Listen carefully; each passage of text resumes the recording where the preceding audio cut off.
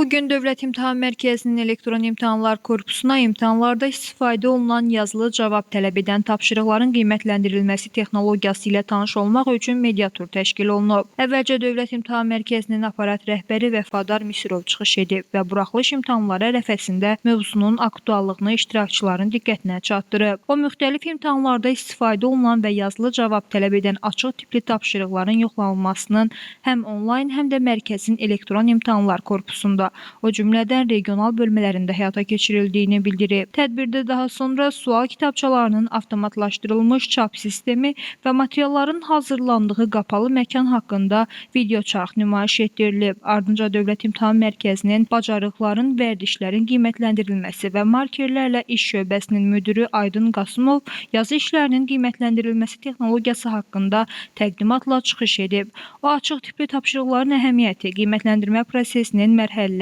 markerlərin seçimi, nəticələrin elanı barədə məlumat verib. Aydın Qasımov qeyd edib ki, bu il martın 2-sində və 9-da keçirilən tam orta təhsil səviyyəsi üzrə buraxılış imtahanlarında markerlər 1,7 milyondan çox tapşırıq üzrə qiymətləndirmə aparıblar. Növbəti çıxışçı DİM-in Beynəlxalq Əməkdaşlıq Şöbəsinin müdiri Elmir Şinnov yoxlama prosesini etifa edən onlayn marker sisteminin beynəlxalq səviyyədə tanıdılması ilə bağlı görülən işlər haqqında danışıb. Daha sonra iştirakçılar xüsusi ayrılmış imtahan zallarında yoxlama aparan markerlərin işi ilə yaxından tanış olublar. Media nümayəndələrinə markerlərin yoxlamanı hansı şəraitdə və meyarlara əsasən həyata keçirdikləri, qiymətləndirməni necə apardıqlarını birbaşa müşahidə etmək imkanı yaradılıb. Yoxlamsız hazırda yazı işini qiymətləndirmisiniz? 264 ədəd yazı işi qiymətləndirmişik. Yazı işləri müxtəlifdir. Hər tipdə var. Tamamilə doğru olan həllər, 0 bala uyğun olan həllər, 1 bala uyğun olan həllər, 2 bala uyğun olan həllər.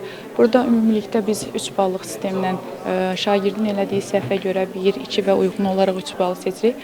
Əgər yazı işi tam doğru, sonacan bütün mərhələlər doğru şəkildə yerinə yetirilibsə 3 bal verilmiş. Hər hansı bir mexaniki səhv, həlin hər hansı bir mərhələsində mexaniki səhvə yol veribsə, artıq bu 1 bal aşağı salaraq 2 bala düşür.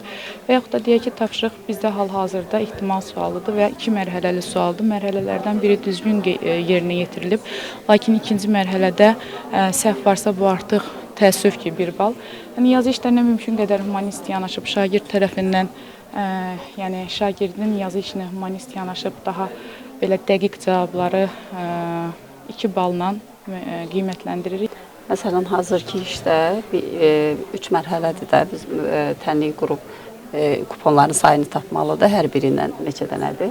Elə tənlik quranda səhv elədiyinə görə, məsələn, qalan hissəsi də yanlışdır, yoxdur da, qalan hissəsi 0 balla qiymətləndirilir. Sonda isə mərkəzin beynəlxalq imtahan zalları da iştirakçılara nümayiş etdirilib. Görüş boyunca iştirakçıların göstərilən məsələlərlə bağlı suallara cavablandırılıb və müzakirələr aparılıb. Yoxlama prosesinə Respublikamızın müxtəlif məktəblərində çalışan ixtisas fənn müəllimləri marker qismində cəlb olunur.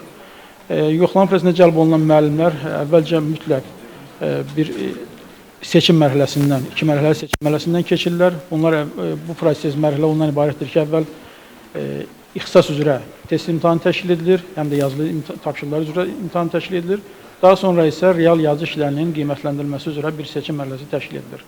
Hər iki mərhələdə yüksək nəticə göstərən müəllimlərimiz yazı işlərinin yoxlaması prosesinə qoşulurlar. Leyla Səməndər, Cümə Kazımov, Yeni Azərbaycan TV.